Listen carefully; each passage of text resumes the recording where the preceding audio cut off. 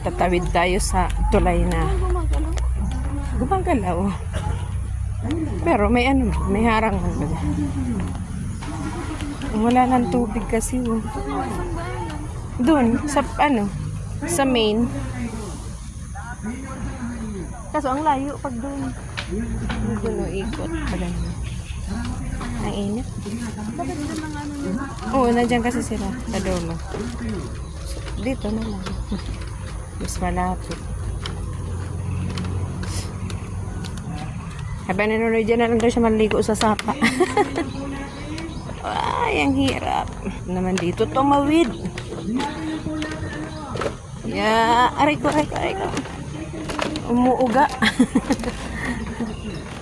Ala ka dyan. Yeah.